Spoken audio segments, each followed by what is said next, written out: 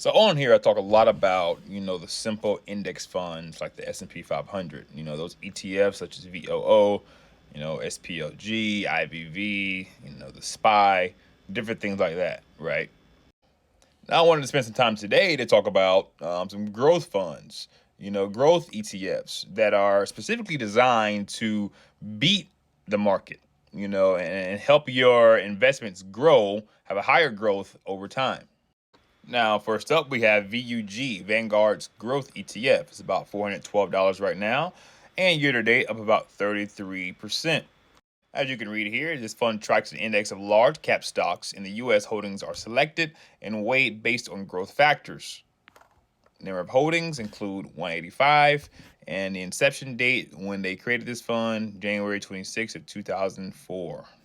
Now, these are the sectors broken down into percentages based on what the fund is invested in. And as you can see, technology is about 50% of that ETF. These here are the top holdings. Typically, you would see, Apple, Nvidia, Microsoft being at the top of a lot of growth funds. Now, one thing that is super important down here at the bottom right is the expense ratio. You always, always, always want to look at an expense ratio if you're looking at an ETF or like a mutual fund, because that tells you just how much money is going to cost for you to own that fund. So, for instance, that 0.04% down there, if you invest $10,000 in this ETF, the annual cost would be $10,000 times that 0.04, which would be $4 per year in expenses. Now, you don't directly pay this fee.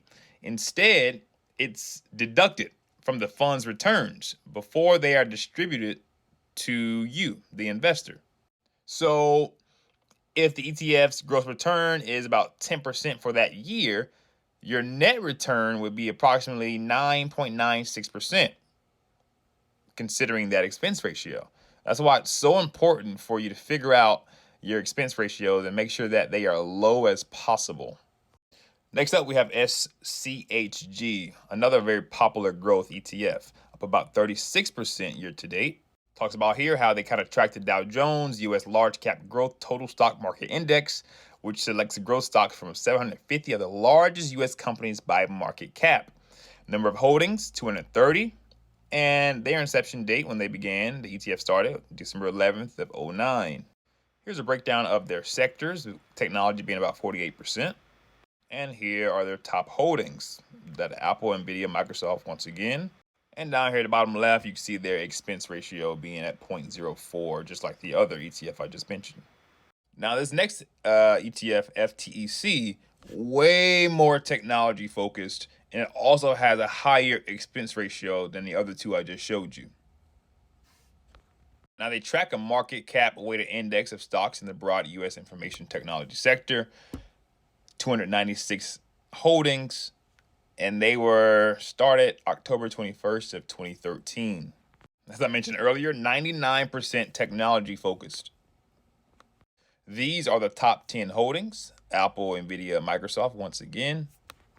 And the expense ratio is 0.084, a little higher than the other two like I mentioned. Hey, there are plenty of growth ETFs. Those are just three, some of the very well-known ones. There are a lot of them. And remember, this is not me telling you to go invest in them. I'm just sharing some information.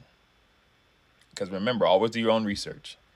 I'm just some random guy on the internet talking about what I'm talking about. Peace.